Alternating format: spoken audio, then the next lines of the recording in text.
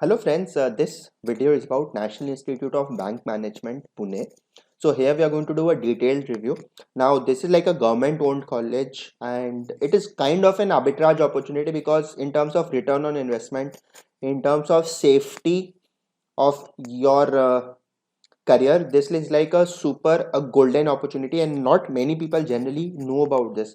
So I thought I'll make a dedicated video about this, so do watch it till the end because you get to know a lot about this career opportunity. It's good for graduates, people who are semi qualified chartered accountants, cost accountants, company secretary, people who have cleared CA also and want to make a career in banking. So how does this go about? So first of all, the video knowledge partner for this video is cajobportal.com. It's a job portal for chartered accountants and company secretaries and cost accountants, etc. Now, National Institute of Bank Management was established in 1969 by the Government of India Reserve Bank as an autonomous apex institute for research, training, and education in the field of bank management. Okay, so it's located in Pune city with 65 acres of a plot, and like if you look at the governing board as of 31st March 2019, RBI governor was the chairman of the governing board. The deputy governor of RBI is also there. The chairman of State Bank of India is there.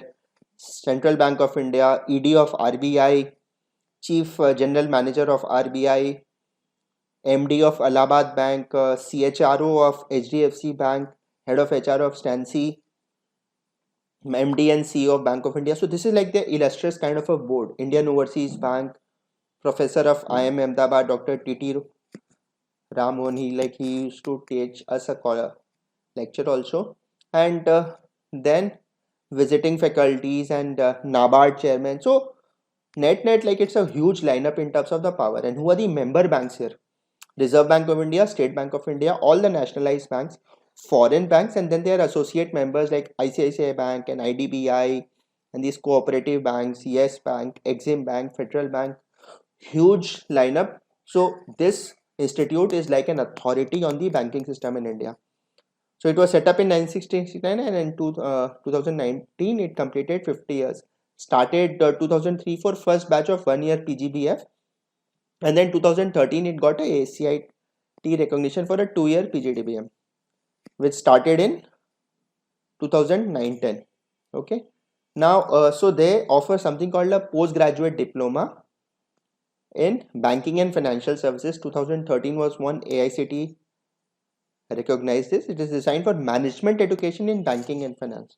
Why I'm recommending this college, I'll come to it later, is that it provides a thorough grounding in foundation subjects. So with respect to banking financial services, this is like a very good college. Equips students with great appreciation of the business challenge in BFSI, credit management, treasury, investments, trade finance, foreign exchange, risk management. Since it is government owned, I see a very good ROIC. Their fees in totality is somewhere around, I think, 12 lakh rupees is what I had calculated. And so then, and you get education loan. So this is 2.28, 2.28 becomes 4.56.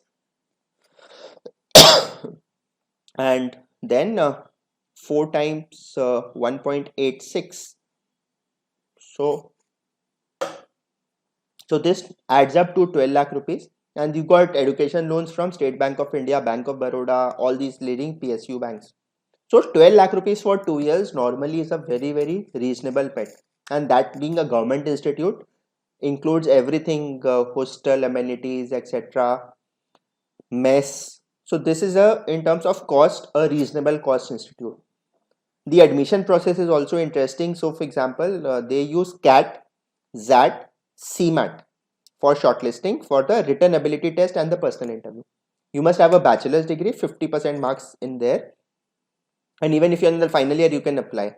So you'll submit the form for 2020. The last date was 20th March. So this year, like if you're taking the CAT, ZAT or CMAT, you can apply for the window starting March 2021. So then you have the written ability test and the personal interview. The cutoff is also lower.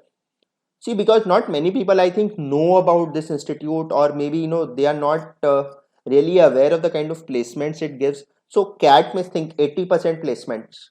80% is the cutoff.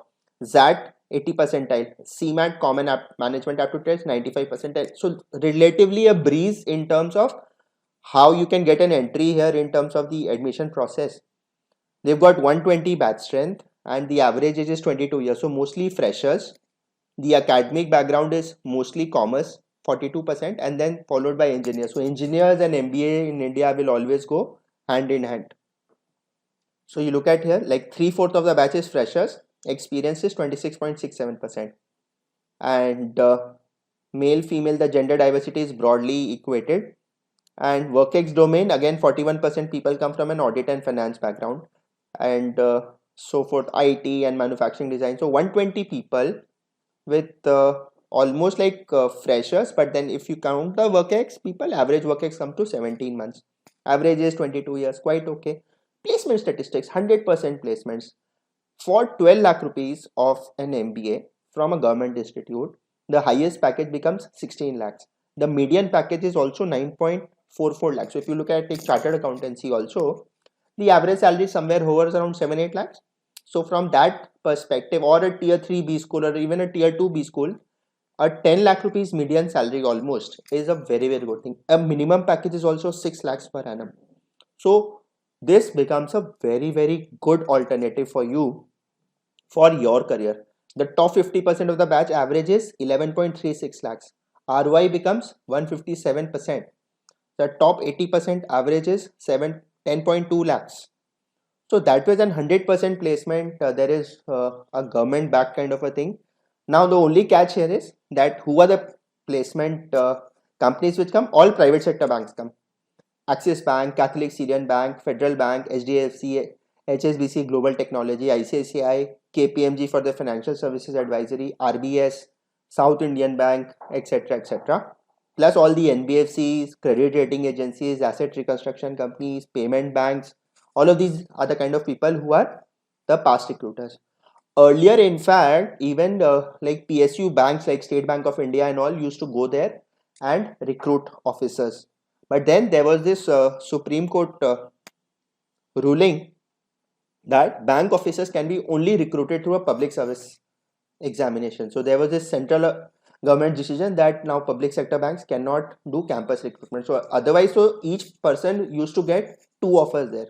So there was this, you can look at this detailed ruling, Sonali Pramod Dhavde versus Central Bank of India, where the court ruled that the respondents are directed to forbear from making any appointment against permanent vacancies on regular basis by resorting to campus recruitment or interview mechanism hereafter, and if such appointment is made, it shall be invalid in the eyes of law.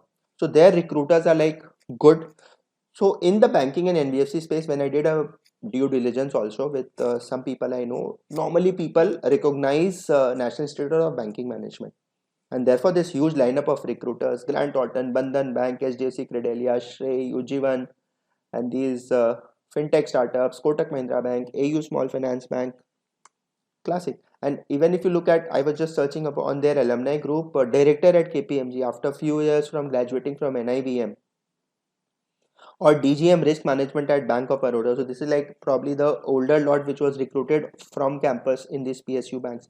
So that way, net I think in terms of the overall thing, 100% placement is my takeaway here. Highest package being 16 lakhs, median package being 9.44 lakhs, and minimum being 6 lakhs. Where else will you get this in terms of an entry barrier which is not so great?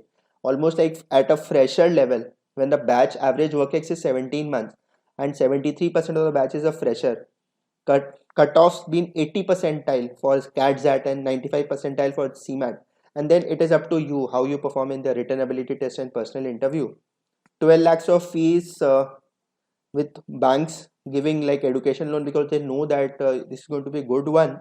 So this PGDBM in banking and financial services seems to be a very good bet for, in my eyes, and therefore you should seriously look at this. And a caveat here, I have no formal affiliation with this institute, just that I liked their entire offering for students. So a lot of, for example, CA inter-qualified students keep on struggling in CA final, keep on struggling forever. Why? Just take a break, take exams like CAT, ZAT, you'll get 80 percentile for sure. CMAT 95 percentile, not a big deal. And then appear for this entrance process. And with your CA Inter, you're being a semi-qualified chartered accountant in the written aptitude test and PI also, you're going to perform well. And then if you get this kind of placement, what is the harm? I mean, this is my biggest takeaway from this, that it's a government institute, Reserve Bank of India runs it, governing board has the who's in banking industry, everyone recognizes this, and you've got such solid placement for 12 lakh rupees of a MBA, which again everyone is willing to give you a bank loan. So that's my takeaway here. I am sure this is going to add some value to your decision making process. Thank you.